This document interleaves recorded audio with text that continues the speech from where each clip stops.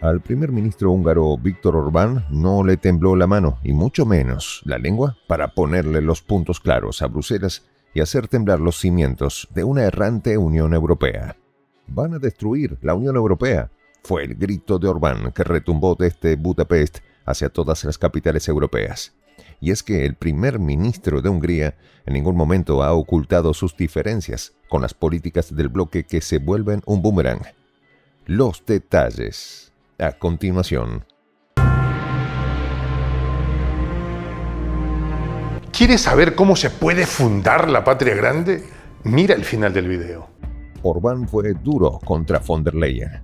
El primer ministro húngaro dejó claro lo que muchos en Europa solo se atrevían a murmurar en los pasillos ocultos del poder. La Unión Europea, bajo la actual política de Bruselas, marcha irremediablemente hacia su propia destrucción.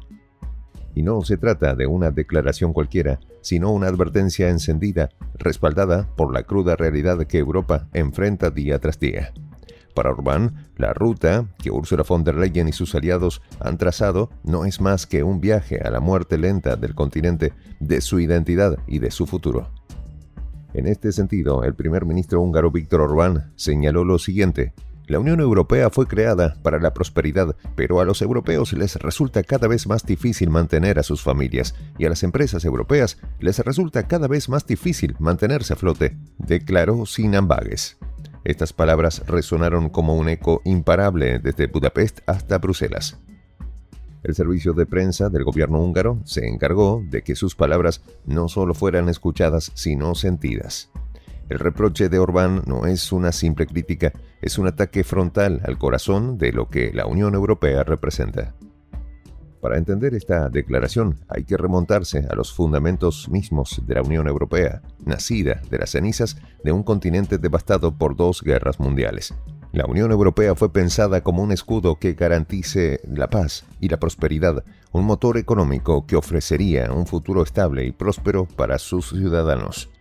Sin embargo, lo que Orbán pinta es un escenario muy diferente, casi apocalíptico, explicando lo siguiente: si eso continúa, la Unión Europea será destruida, el futuro de Europa será destruido, pronostica con un tono que ya anticipa el colapso. El diagnóstico de Orbán sobre la situación es implacable. Europa, de acuerdo con su análisis, está mucho peor que hace una década, y no solo habla en términos económicos, sino también sociales. La delincuencia ha aumentado, y esto, para Orbán, está estrechamente ligado a la afluencia de inmigrantes ilegales. Europa ya no es el bastión de seguridad y estabilidad que había prometido ser, y en este sentido añadió lo siguiente: las perspectivas de vida en la Unión Europea dentro de 10 a 20 años son motivo de preocupación e inquietud, añadió, revelando un futuro incierto donde la prosperidad es solo una sombra de lo que alguna vez fue. Para Orbán, el punto de inflexión ha llegado hace ya varios años. A principios de la década, Hungría todavía veía en la Unión Europea una promesa de prosperidad, pero esa visión se ha desmoronado. Europa ha perdido el rumbo, quedando rezagada frente a sus competidores, particularmente Estados Unidos y Asia. Al respecto, Orbán subraya esta decadencia económica con una predicción que, aunque sombría, es difícil de ignorar. Según el premier húngaro, a finales de la década, países como el Reino Unido, Italia y Francia dejarán de figurar entre las 10 principales economías del mundo. Incluso Alemania, el titán industrial europeo, caerá del 4º al 10º lugar. Pero ¿cómo fue que Europa, con su vasta historia y su potencial económico, llegó a este punto? La respuesta para Orbán radica en la política errática y miope de Bruselas. Para él, la culpa no recae solo en la política económica, sino en una serie de decisiones mal calculadas que han erosionado lentamente la confianza en las instituciones europeas. La creciente burocracia y las políticas de inmigración fallidas han socavado la cohesión social y económica del continente, mientras Bruselas, bajo liderazgo de von der Leyen, no hace más que profundizar en esos errores. En este punto es oportuno señalar que este no es el primer enfrentamiento entre Viktor Orbán y la Unión Europea. La relación entre Hungría y la Unión Europea ha sido tumultuosa desde hace años, marcada por diferencias irreconciliables sobre temas clave como el Estado de Derecho, la inmigración y los derechos humanos. Orbán, conocido por su estilo de gobierno, ha sido una figura compleja dentro del bloque.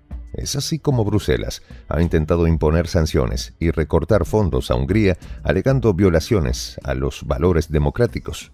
Orbán ha resistido cada embate, reforzando su discurso en consonancia con los intereses de su país.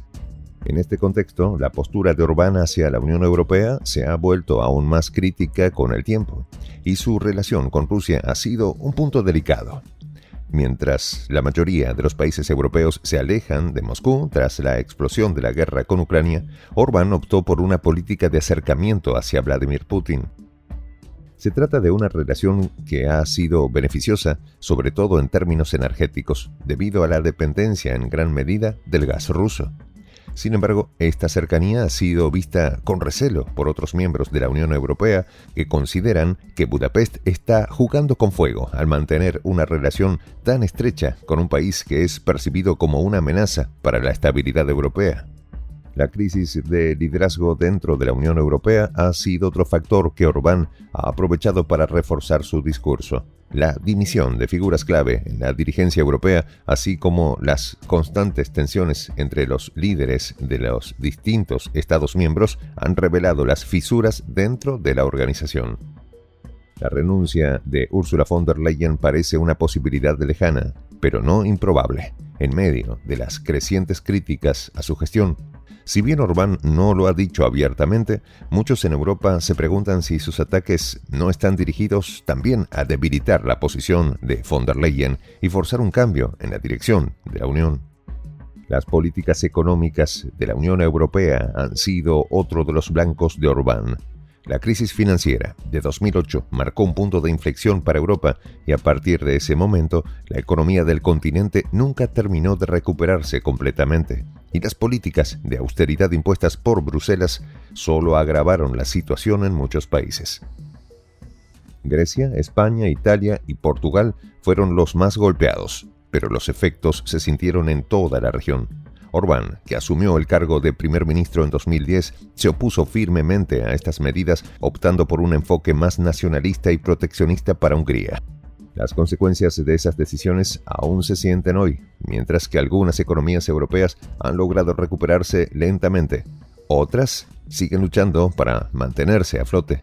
La pandemia solo exacerbó esta situación y la guerra en Ucrania ha añadido otra capa de complejidad al panorama. En cuanto a las sanciones, Orbán ha sido particularmente crítico, argumentando que no solo han fallado en detener la guerra, sino que también han infligido un daño considerable a las economías europeas, especialmente a aquellas más dependientes de la energía rusa. La crisis energética que enfrenta Europa hoy es, en gran parte, consecuencia de estas sanciones. Los precios del gas y la electricidad se han disparado, afectando tanto a las familias como a las empresas. Mientras que algunos líderes europeos intentan defender las políticas de la Unión, argumentando que son necesarias para mantener la cohesión y la seguridad del continente, las palabras de Orbán resuenan cada vez más entre una población que siente que sus intereses no están siendo representados. En esta comunidad nos juntamos para, por ejemplo, conversar, interactuar, tener puntos de idea distintos, pero, por ejemplo, también tenemos un club de lectura donde leemos fragmentos de libros que consideramos que son importantes para crecer intelectualmente. También, por ejemplo, hacemos algo como lo que hace nuestro amigo el jefazo ahí en Bolivia. Les cuento la experiencia que me parece fascinante. Él tiene un restaurante ahí en Bolivia y en ese restaurante, ahí viene lo que tiene, un televisor.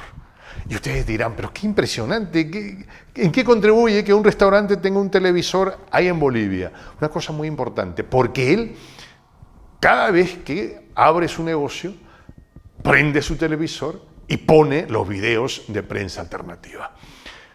Con eso, todos los días, poco a poco, con pasos muy concretos, él hace que toda la gente que vaya a su restaurante vaya insumiendo el concepto de la patria grande. Y así, pasito a pasito, estamos construyendo la patria grande. Son esos pasos pequeños pero concretos que hacen posible que el proceso de la construcción de la patria grande sea algo que ya comenzó, un hecho dinámico que no tiene retorno en la historia. Y de verdad a nosotros nos gustaría que tú seas parte de esa propuesta. ¿Qué tienes que hacer? Muy simple, dale clic en el botón unirse. De hecho, al hacerlo también contribuirás con una pequeña cantidad de dinero que permitirá que Prensa Alternativa produzca más y mejores videos. De verdad que te esperamos. La patria grande se va a construir cuando tú y yo y toda la gente de buena voluntad de América Latina y el Caribe comencemos a ser comunidad. ¿Cómo lo logramos? Interconectándonos todas las personas de buena voluntad que vivimos en América Latina y el Caribe. Y tienes una oportunidad de hacerlo, uniéndote a nuestra comunidad. Puedes hacerlo haciendo clic en el botón unirse que está en la parte de abajo. Soy el J, Juan José del Castillo, director del canal Prensa Alternativa. Si quieres ser parte de la comunidad de la Patria Grande, suscríbete a nuestro canal. Si es que quieres que te lleguen las notificaciones cada vez que subimos un video, activa la campanita. Si quieres apoyar a nuestro canal económicamente, puedes hacerlo a través de PayPal. El enlace está en la descripción del video. A nombre del equipo de Prensa Alternativa, me despido con esta expresión en el quechua milenario, Tupananchis Kama, cuya traducción es hasta volvernos a encontrar.